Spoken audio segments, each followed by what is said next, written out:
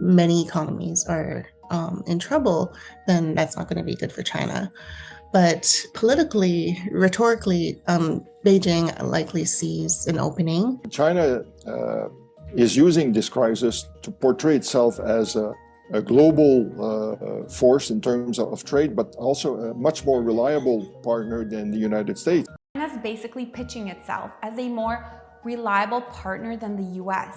And let's not forget how they're sidestepping the whole tariff mess to begin with. Chinese companies started moving their production to places like Cambodia. Today, more than half of Cambodia's factories are Chinese owned.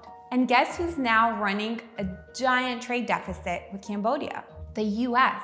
China's adapting fast. They're running trade surpluses with 120 plus countries, including Canada. If their exports shrink a little bit, they can partially offset that by increasing domestic demand through more government expenditures, tax cuts, other kinds of policies that are readily available. The United States, on the other hand, does not have so many options because a lot of the things we buy from China we can't get anywhere else. If the US loses access to cheap Chinese goods, there's no easy replacement. Prices go up, shelves possibly go empty, and good luck explaining that to your country and your voters. So here's a hard truth. China has more options. If exports dip, they crank up domestic spending. They hand out tax breaks.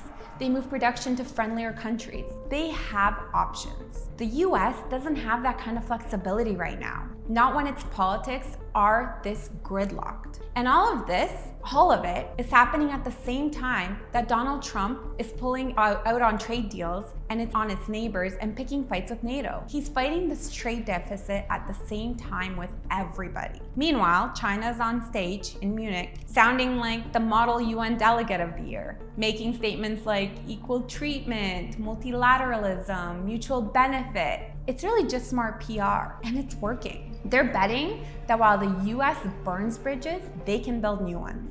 Now, we all know this isn't some utopia. Let's not kid ourselves. China has its own mess. Crackdowns in Hong Kong, pressure on Taiwan, disputed waters, and a long list of human rights violations. This is two powerful countries, both throwing punches. Meanwhile, both are deeply flawed. But here's the scary part.